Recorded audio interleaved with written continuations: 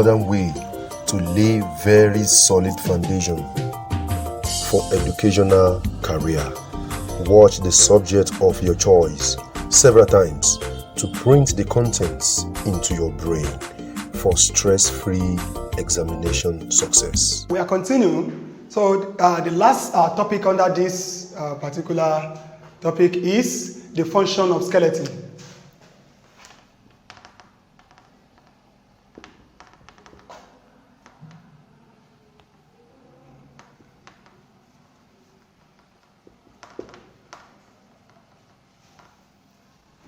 Functions of skeleton in man. Like I said, the skeleton provides the bony framework for an animal which gives rigidity and support. So we have to describe the functions of skeleton. The first one is support. Number one, support. Support. The first one is support. The skeleton supports the body. That is, the bony framework gives support to the body. Like we have the bones of the hips, we have different bones, we have the cartilage. All these support the body and make it possible for the animal to be rigid and also to be able to walk, to bend, and to do some other thing. So the skeleton supports the body. It gives support to the body. Number two is protection. Protection. The skeleton protects vital and important organs in the body. Like for example, the brain. The brain is being protected by the bone of the head. That is talking about the skull. And we also have the eye, which is being protected by the eye socket. So the skeleton is very important in giving, in protecting vital organs in the body, like the heart. The heart is protected by the ribs. So the ribs protect the heart. So skeleton protects important organs in the body. And next point is respiration.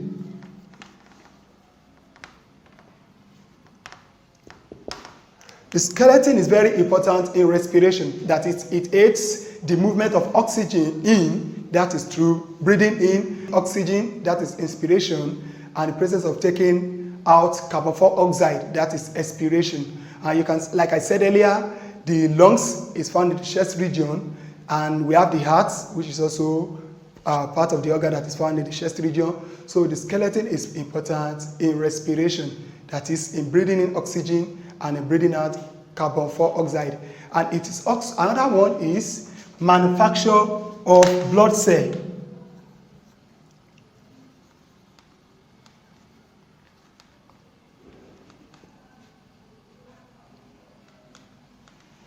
Manufacture of blood cell.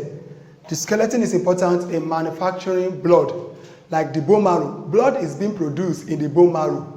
That is the marrow. The marrow is inside the bone. So this helps in manufacture of blood. And also, the skeleton gives shape to the body. That's another point. It gives shape to the body. Shape. The skeleton gives shapes to the body.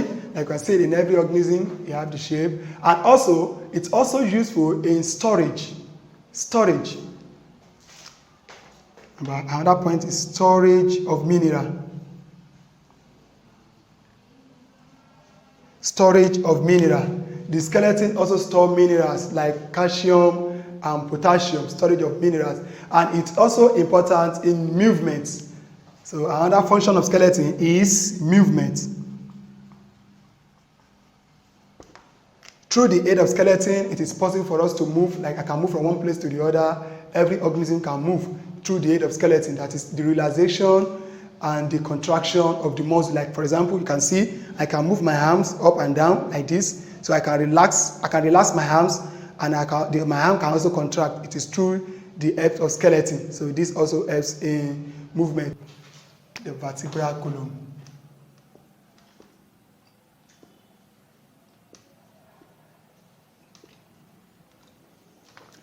The vertebral column is made up of bones, like I said last class, that runs from the neck region even to the tail region, which is the caudal vertebra. So it is important for us to know how to draw a typical vertebral column and to be able to identify some of the features. Now we are going to draw a typical vertebral column.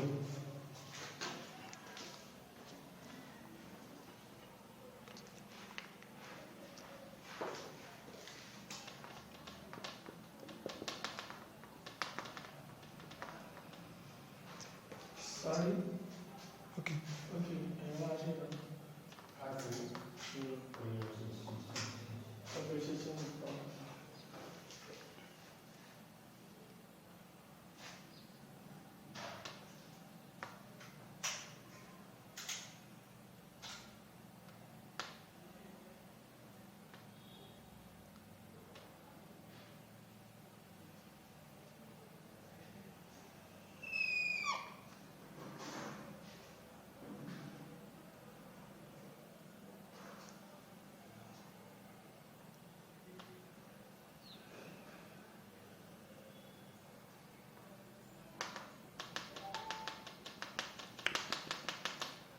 This is a structure of a typical vertebral column. As you can see, we have different structures in it.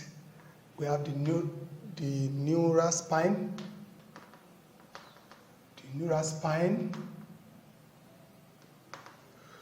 we have the transverse process,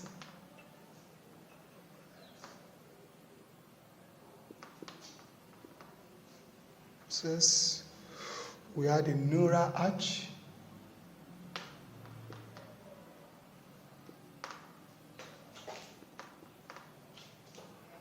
we have the spinal cord,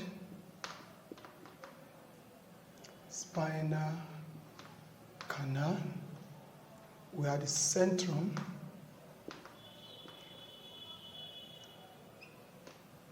so this is a diagram of a typical vertebra. So you might be asked to identify and to also distinguish the vertebral column. So we have the neural spine. The neural spine is attached to the muscle. So this is the point that attached to the muscle. So we have the transverse process, which are there. We have the neural arch, the major one. We have the spinal canal. The spinal canal, that is where the spinal cord passes through. So the spinal cords pass through the spinal canal, and we have the centrum. The centrum is just like a thick, solid bones that is in the vertebral column. So students should be able to draw vertebral column and explain the parts. But there are different features in each vertebral column. Like I said, in human, we have 5 vertebral columns. We have 5 vertebral columns in human. The first one is the cervical vertebra. The cervical vertebra, which is very important for us to be able to draw cervical vertebra. So the first one is 1. Cervical vertebra. The cervical vertebra, like I said last class, that it is found in the neck region, and in human being it is made up of 7 bones. So it is 7 bones that joins together. It is 7 vertebrae that form the cervical vertebra, which is found in neck regions. So it is important for us to draw the diagram so that we'll be able to understand the characteristics and the features of cervical vertebra.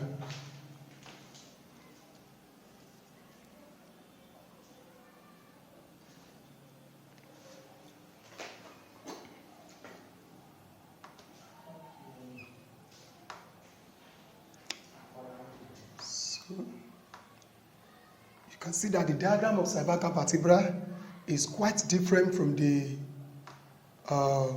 general diagram, though it look alike, but with the pictures should be able to differentiate cervical vertebra from other vertebrae that you find in organism. So we have the neural spine.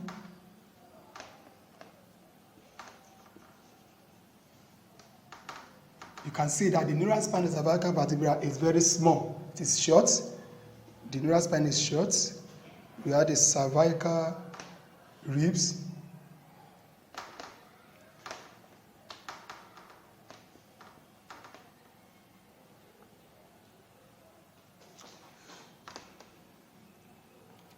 We have the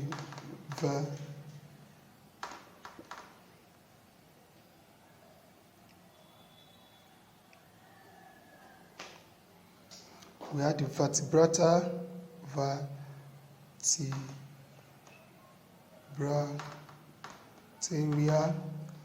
canal, and we have a very flat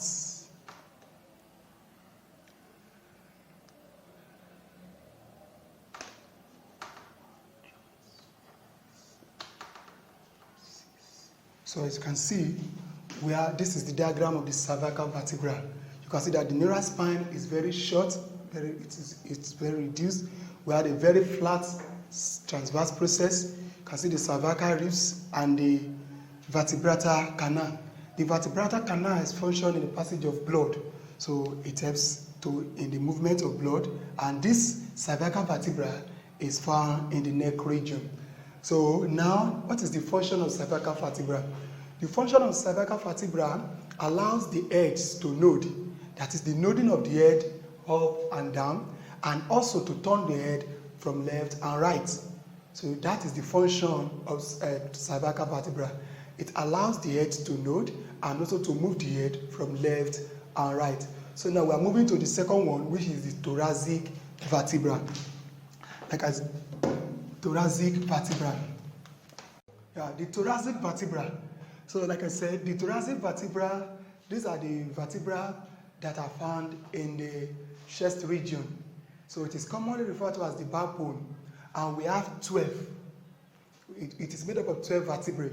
Just like the cervical vertebra that I said earlier, that one is made up of 7. You have to take note of that. And the thoracic vertebra consists of 12 vertebrae that is joined together. So you have the thoracic vertebra after the cervical vertebra in the neck region. When you are moving down like that, the backbone, and it also holds the ribs. So before you get to the upper abdomen, so that is the thoracic vertebra. So we have to draw the diagram of thoracic vertebra for us to know the characteristics, because you might be asked to distinguish thoracic vertebra from other vertebral column. So the diagram is very important for us. So let's draw the diagram of thoracic vertebra.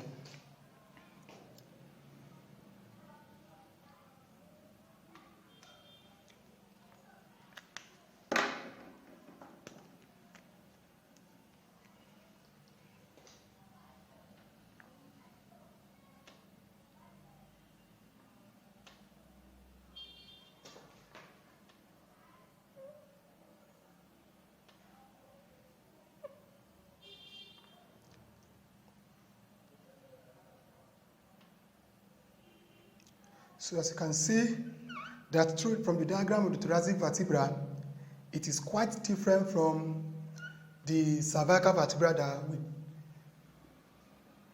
that we do. So you can see this neural spine.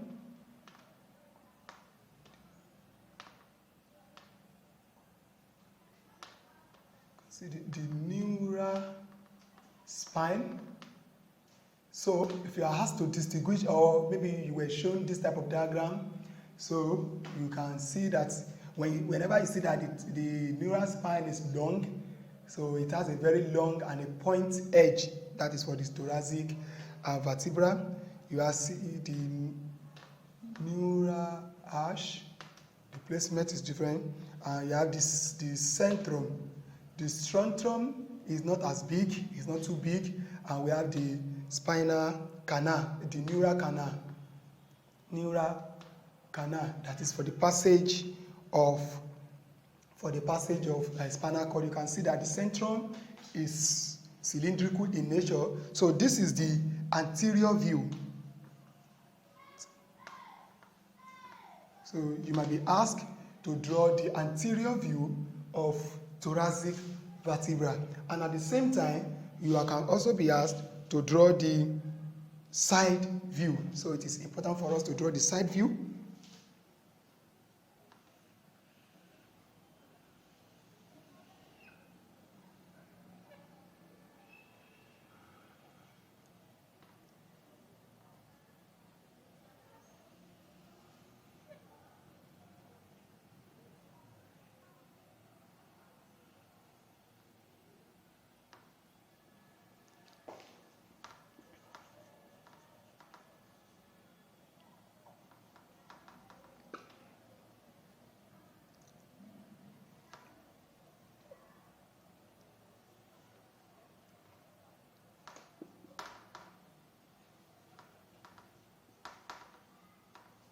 the transverse process. You can see the centrum. So this is the side view of thoracic vertebra. But the most important thing for us to understand is the spine. So it is the thoracic vertebra that has the longest spine, and most of the time the spine is pointed. And like I said earlier, the spine is for the attachment to the muscle, and we have the neural canal, that is where the spinal cord passes through, and we have the centrum. Centrum is just like a solid bones that is there. So this is the diagram of the thoracic vertebra. Now we are moving to the third one, which is lumbar vertebra. The lumbar vertebra, this one is found in the upper abdomen. The lumbar vertebra is found in the upper abdomen, and it is made up of 5 vertebrae. It is found in the upper abdomen. It is made up of 5 vertebrae.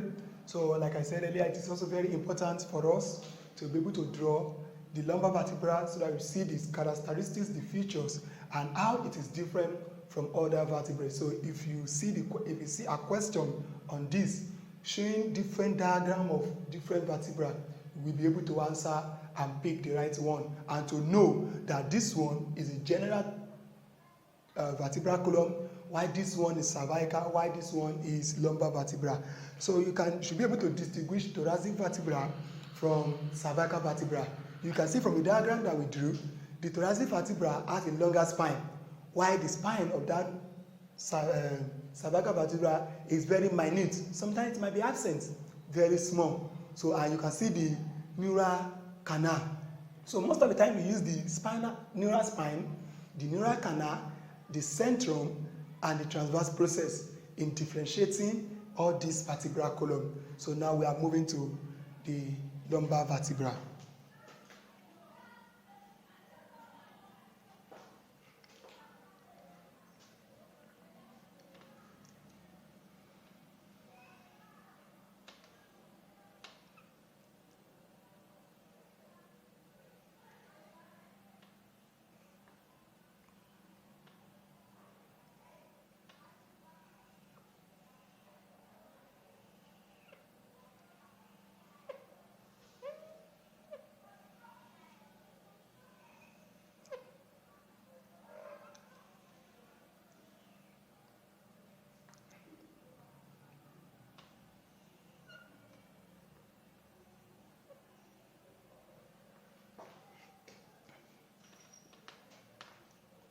The neural spine.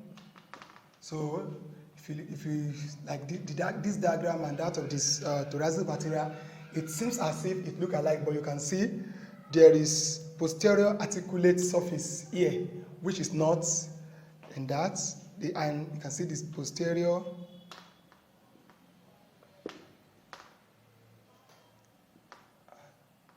articular surface.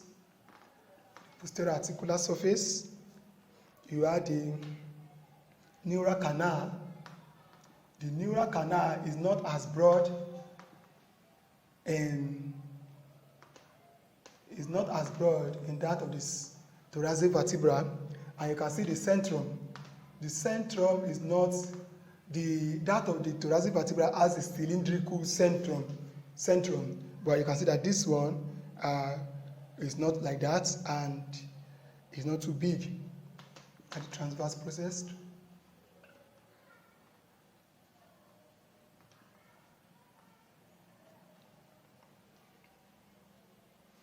So you can see that it has a large transverse process. The transverse process is very large, and has a very large and thick centrum.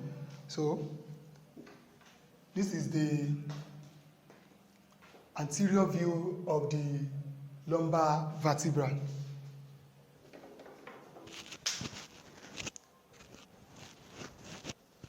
And the function of the lumbar vertebra. The lumbar vertebra carries the weight of the body.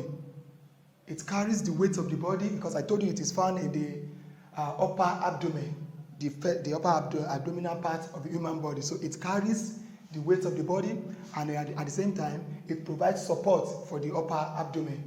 It provides support for the upper abdomen. Like why the thoracic vertebra, that one, it is the backbone where we have the ribs, and there are important organs within the ribs. So we have the heart. The heart is being protected by the pericardial tissue. The heart is being protected by pericardial tissue, and there is a pericardial fluid inside the pericardial tissue. So you can see that the heart is beating, like it's as if the heart is inside a particular fluid.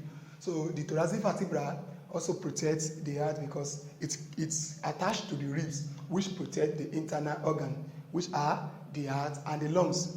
While the lumbar vertebra, like I said earlier, it carries the weight of the body, and it also gives support to the upper abdomen. So the next one is the sacral vertebra. The sacral vertebra. This sacral vertebra is made up of 5 vertebrae. It is made up of 5 vertebrae. Please don't forget, I said earlier that the cervical vertebra is made up of 7 vertebrae, the thoracic one, 12 vertebrae, the lumbar, 5 vertebrae, while the sacral vertebra is also made up of 5 vertebrae. So it is important for us to draw the diagram so that when you are asked, you will be able to identify and differentiate. Like this one, the one that we drew, the lumbar vertebra, you can see that it is quite different from the thoracic vertebra using the spine. The spine of the thoracic vertebra is longer than this, and it's like it has a very pointed edge. So I told you that you use the spine, you use the neural canal, and you use the centrum. The neural canal of thoracic vertebra is broad, like it's just a form of circular nature, which is more bigger than this. So please take note of all these points, and so when you see any vertebra, you should be able to identify. Now, let's give a diagram of the sacral vertebra.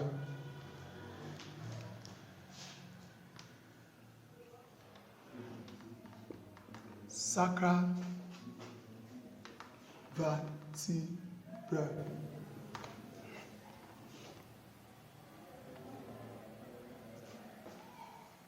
The sacral vertebra diagram is quite different from all the other vertebrae.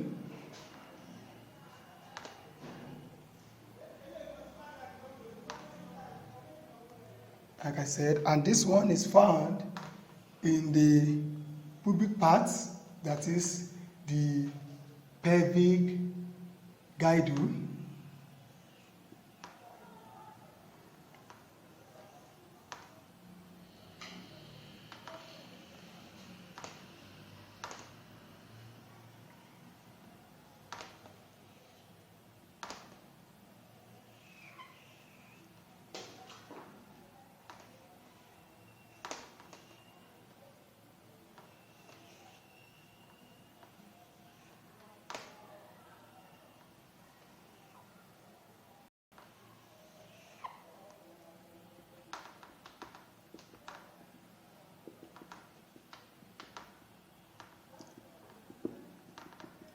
Students, it is very important for us to be able to identify this, but you can see that this one is quite different.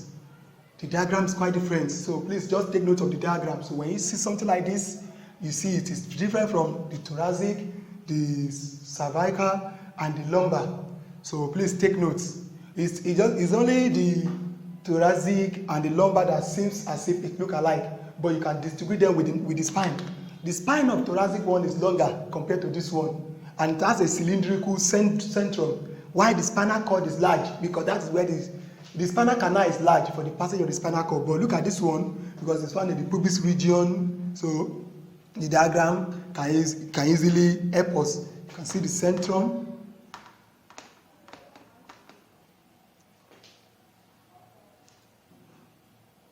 We have the transverse process here.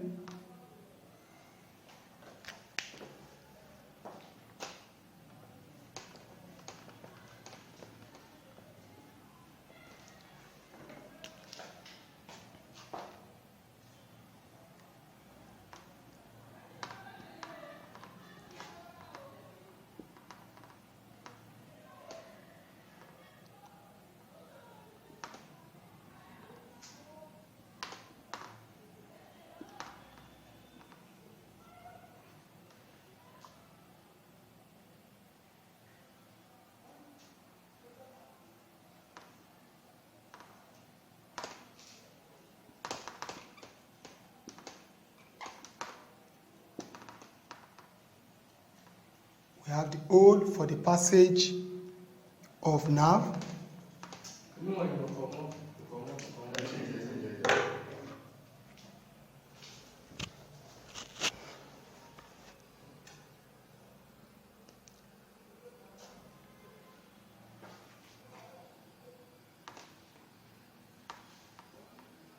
The neural spine. So you can see from the diagram, we have the transverse process, and there are some other sacral vertebra that is attached to it. So the sacral vertebra, and you have the neural spine. You can see the neural spine is very small and is minute compared to the neural spine in other vertebra. See, the centrum is not as big as that of the thoracic vertebra. And you can see the hole for the passage of nerves. That is when impulses are moving. So you can see that one. So I think with the aid of this diagram, it is very easy for us to identify and to distinguish the different vertebral column. And the function of the sacral vertebra is that it carries the weight of the lower abdomen. It is found in the lower abdomen where we have the hips, the pelvic region. So it carries the weight of the lower abdomen. So now we are going to move to the last vertebra, which is the caudal vertebra. The caudal vertebra.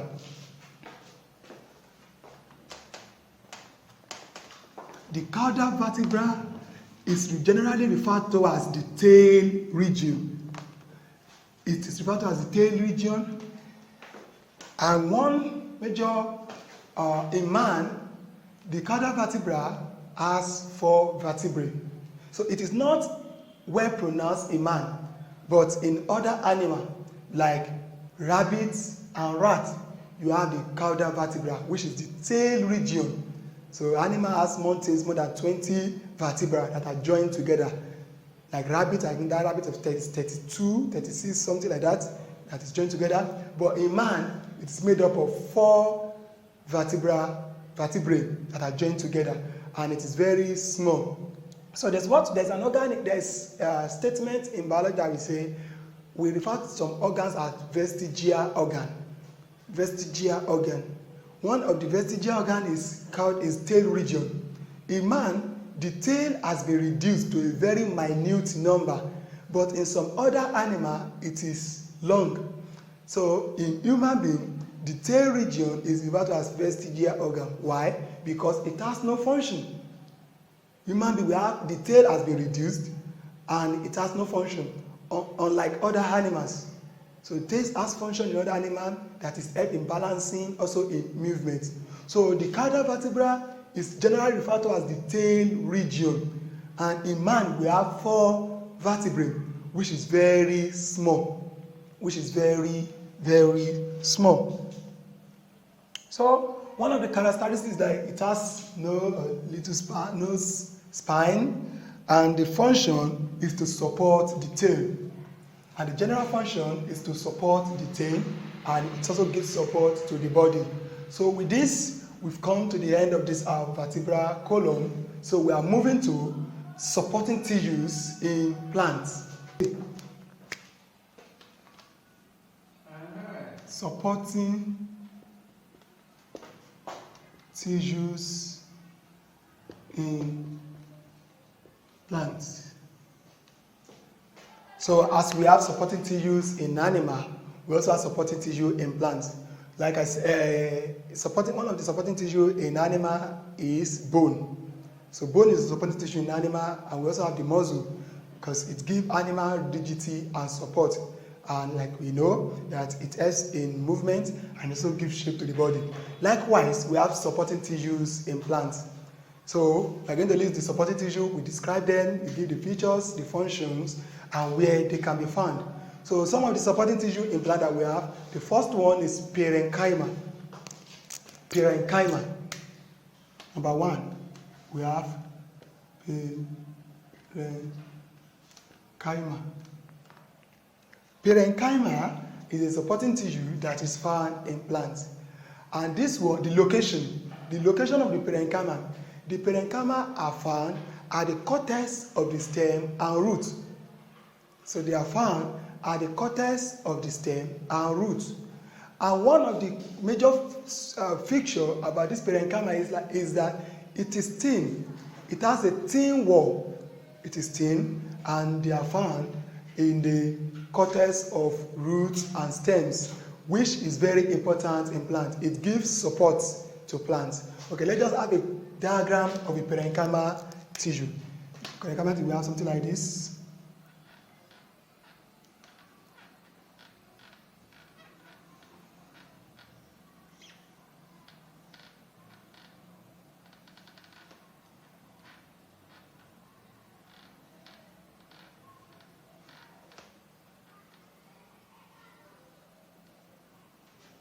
So the parenchymal tissue, like I said, it has a thin wall, so the wall is not as thick compared to other tissue. So the second one is cholenchyma.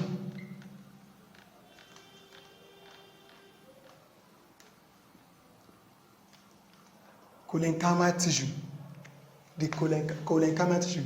The cholenchymal tissue is more thicker than the parenchymal tissue, and it's also found in the cortex of stems and roots of plants. You can find them also in herbaceous plants. So when the diagram, this is just the diagram of cholenchymal tissue is the same. It looks like the parenchyma, but the only difference is that it has a thick wall. It has a thick wall at the edge, unlike the parenchyma. So you see it has a very thick wall at the edge. So when you see a diagram where the plant has a thick wall at the edge, so you should be able to know that it is the parenchyma, it is the sclerenchyma. Oh.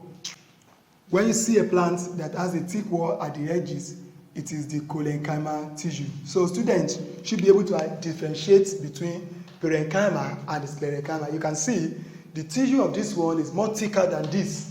So the parenchyma has a thin wall, while the cholenchyma has a thick wall. And it is also found in the cortex of the roots and stems. And the function, it provides support to plants. It gives rigidity and it helps the plants to be resilient. So the next one is the sclerenchyma tissue, number 3. Sclerenchyma tissue. The sclerenchyma tissue is also found in the cortex of root and stem, but this one, it is more thick. It is more thick compared to the parenchyma and the cholenchyma. Most of the time you find parenchyma and cholenchyma in herbaceous plants. We also find this, but this one is very thick and it gives flexibility and resilience to plants.